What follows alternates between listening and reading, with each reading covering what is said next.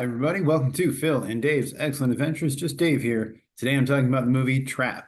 This is going to be a spoiler review, so if you are concerned about spoilers, I would suggest you go and watch the movie first before you watch this review. So Trap is a psychological thriller film written and directed and produced by M. Night Shyamalan. Stars Josh Hartnett, Ariel Donoghue, Saleka Shyamalan, Hayley Mills, and Alison Pill. Its plot follows a serial killer who's evading a police blockade while attending a concert with his daughter. So as far as what I liked about this movie, the cast was mostly pretty great. I really like Josh Hartnett as Cooper. I think he did a great job in this as this kind of psycho character who pretends to be nice and kind of charming on the outside, but is actually a psychopath or a sociopath. I'm not sure which. I liked Ariel Donoghue as Riley, his daughter. I think she did a great job for the most part. Alison Pill as Rachel, his wife, was really good as well. Hayley Mills, I haven't seen her in anything in a long time. I knew her from Good Morning Miss Bliss and Pollyanna and Parent Trap and stuff as a kid. So it was fun to see her in this. She doesn't really do a ton, but it's still good to see her. I liked her in this. Jonathan Langton as Jamie was definitely a standout for me. The concession guy who's very nice and friendly and kind of helps him out. I really liked that guy. I thought he was really funny. I really liked his performance. He was probably the highlight of the movie for me, honestly. And Josh Hartnett as well. And Kid Cudi as the thinker. I really know nothing about Kid Cudi's music. I couldn't name a song if my life depended on it, but I've seen him in a couple of movies and TV shows, and he's fun. I like him. I feel like he was just kind of improvising in this or something. He was just kind of come up with some silly lines about, I forget, booty powder or something. But either way, it was pretty fun. And people seem to enjoy it. The people in the audience especially seem to enjoy it. Cinematography in this was by Sayanvu Mugdikpram. He does a lot of stuff. Call Me by Your Name, Suspiria remake, Challengers, a lot of stuff with Luca Guadagnino. I'm not sure how to pronounce his name, but yeah, I didn't necessarily love the cinematography in this, or at least some of the shot choices, which I think is more on the director. But I think, yeah, it's well shot. The music was by Curtis Steffens' daughter. He did Knock at the Cabin, Shyamalan's last movie, and The Hate You Give. Yeah, it was fun. Honestly, I don't remember the score in this too much. I do remember a lot of the music, though, a lot of the songs, which are all by Saleka, who is M. Night Shyamalan's oldest daughter. I thought the first song they used during the opening credit sequence was pretty good. I liked it. It was kind of upbeat and fun. And there was another kind of up tempo, upbeat kind of song that I really liked, and a couple others that were pretty catchy, I think. I don't really listen to that kind of music. I don't really know much about kind of pop music, but it sounded pretty reasonable pop music. I didn't like the slower ballads as much, but some of them I think were okay. And she's got a good voice. I think she's a pretty good singer. There is definitely some auto tune on some of the songs, but in others, I think it's fine. I like the opening title sequence. It was really cool. It was like a very Shakespeare. It was very Hitchcock style, kind of like Dial M for Murder, kind of reminded me of, or Vertigo, like something like that. It was pretty cool. I don't know how much the music really fit it, but I thought it looked pretty cool. And I think the premise is great. I think it's a really interesting premise. I think most people, they saw the trailer and said, "Oh, that's a fun premise. You got a serial killer trapped inside a concert, and the police are trying to get him. He's trying to get out. Like that's really fun." And choosing to shoot it from the perspective of the serial killers is interesting. And Josh Hartnett works because he's a likable guy. We know him from Black Hawk Down and a bunch of other things. Lucky Number 11. I like that movie.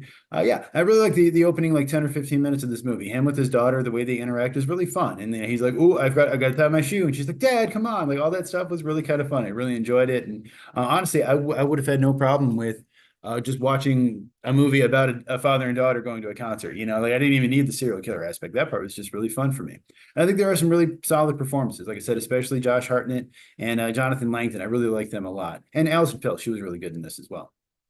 And I don't think the movie was too predictable. I think, with Shyamalan, you always know there's going to be a twist. So even with this one, a lot of people or somebody in the comments said like, "Oh, the twist is his daughter's the serial killer." And he's like trying to cover for her. And like, no, that's not what happened, and the movie is not really that predictable. I didn't exactly know where it was going to go. And in one place I didn't expect. So I appreciated that. And like I said, some of the comedy was pretty good. There were a couple things that had me laughing and quite a few other things that, especially the Kid Cudi stuff, the audience, at least that I was with, seemed to really enjoy. So there's some pretty funny stuff. And I really like the mid-credit scene with Jonathan Langton, Jamie. Again, this is a spoiler review. Realizing, that the guy he was, being so nice and friendly to was the actual butcher that they were trying to catch. So that was a really fun scene. That was fun to watch him and his reaction to it.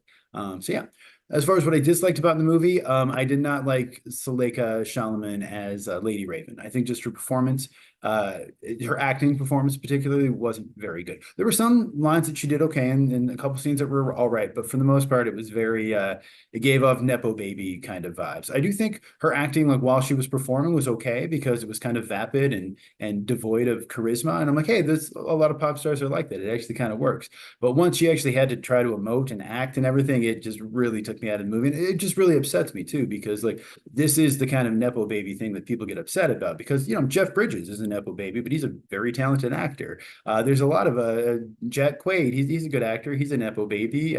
Sosie Bacon. I really liked her in Smile, but her parents are, Kevin Bacon and Kira Sedgwick, or Margaret Qualley. Her parents are, I think Ted Danson and what's her name? Mary Steenburgen, right? Yeah. Either no, Annie McDowell. Annie McDowell is her mom. Either way, there's plenty of Nepo babies out there that are talented, good actors and actresses, but she's not one of them. And it just her being in it really just brought the movie down and just brought me down like watching it. So yeah, I really didn't enjoy any of her scenes that much. And Marnie McPhail as Jodie's mom, who comes up to she was really great in Dream Scenario. So I know she's a good actress, but yeah, in this her performance just kind of really didn't work for me either. And I think it's just because of the way it's directed. There's a lot of shots that are just like direct. They want the actor like just talking straight into the camera, which is really hard for an actor to do. And it's hard to give a good performance that way. And it just makes the movie come across as just really amateurish and just bad. I don't know. And I didn't like Shyamalan's cameo either. He always cameos in all of his movies, but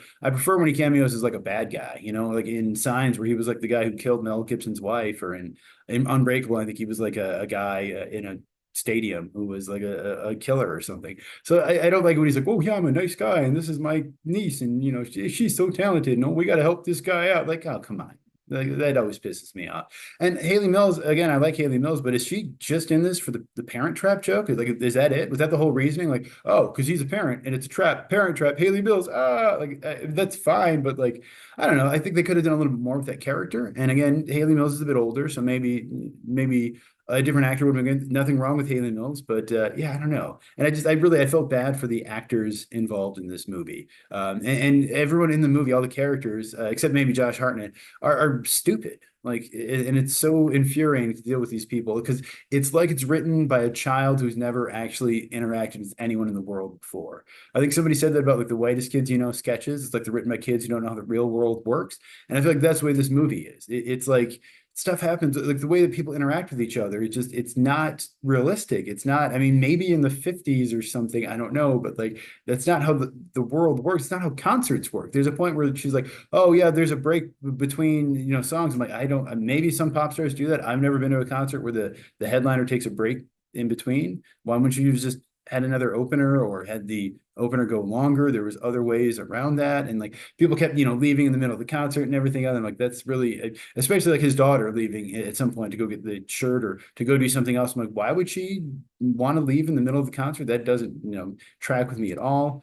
All the stuff with like Cooper's mom was fine, but they didn't really do anything with it. They would show her pop up and it's like, okay. And then there's the stuff with Saleka, Lady Raven, where she's like talking to him, like pretending to be his mom to try to kind of like manipulate him or whatever. And it's like, it really didn't work because again, she's not a very good actress. And why would she know to do that? Why would she think to do that? There was no reason or explanation as to why she would know that.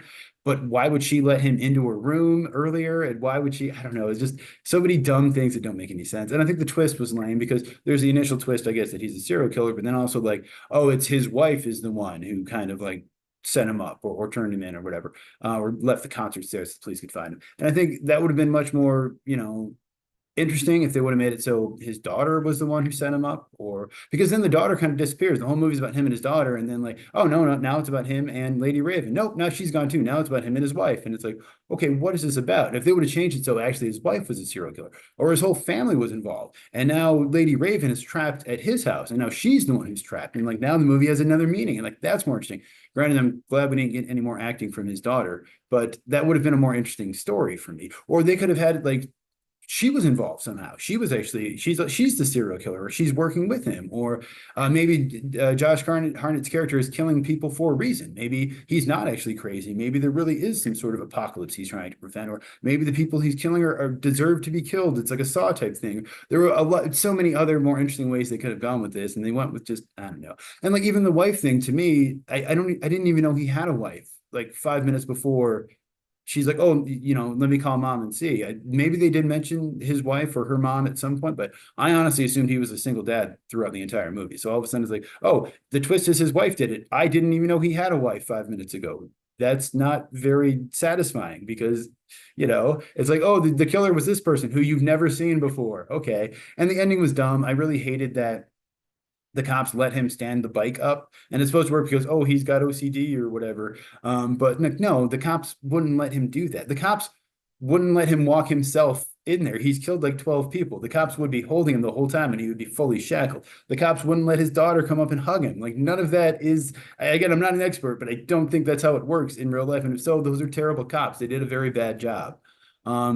I thought the whole time I'm watching the movie, I'm like, this is like a really bad TV movie. It just seemed very cheap and amateurish. And like, if it would have been, say, an episode of Black Mirror or The Twilight Zone or something like that, it could have been okay. And it would have been shorter and it would have been better. But I think because everyone acts so dumb, or other people said like a video game, which I think makes sense. Like everyone in the movie acts like an NPC who's just there to like give you exposition and like give you shit to help you on your plot kind of thing. But because of that, because everyone's so dumb, because everyone acts so weird and the movie is so silly, it just like for me, there's no stakes. The suspense didn't work because this is a world of dumb people. So I was never really worried that, Josh, I guess because you're kind of rooting for Josh Hartnett's character, I was never really worried he was going to get caught because everyone is so remarkably, unbelievably stupid in this movie. Why would he get caught? It's so embarrassingly bad and amateurish that I can't believe that M. Night Shyamalan, who's a fairly experienced director, would make something so bad. It seems like something like by a first-time director or something like that. I think it's probably for me one of the worst movies of the year. Maybe not as bad as Argyle or Garfield, but it would be number 3. So yeah. Other than that, movie is directed by M. Night Shyamalan, who did The Sixth Sense, Unbreakable Signs, The Visit, Split. Those are the movies that I liked more or less from him. It was written by M. Night Shyamalan, who also writes most of his own movies. He also did The Village, Lady in the Water, The Happening, After Earth, all movies I didn't really particularly like.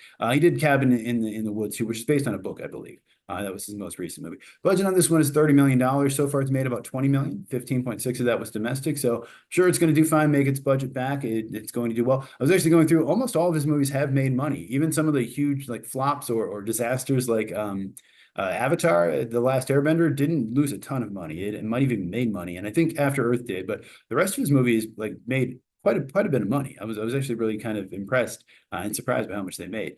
As far as scores in this, Rotten Tomatoes giving it like a 51% for the critics and a 64% for the audience. So yeah, critics aren't liking it very much, or at least only half of them are, and the audience is a little bit more, but not much. I would say yeah, I'm definitely on the not liking it side of this one. I really wanted to like it. I thought it was a really interesting premise. I think there's some really good performances, and I really liked the first 15-20 minutes, maybe even the first half hour or so. But after that, like I couldn't. It was just so bad. And I think really just the nepotism and realizing like, oh, the trap here is like M. Night Shyamalan trapped me into watching this movie that's just like a showcase for his daughter's mediocre abilities. And that's what pissed me off. So I'm gonna give it a 5 out of 10. I think it's one of the worst movies of the year so far. But if you saw the movie, let me know what you thought of it down in the comments below. Thank you so much for watching. I hope you have a great night, and I will see you here again next week.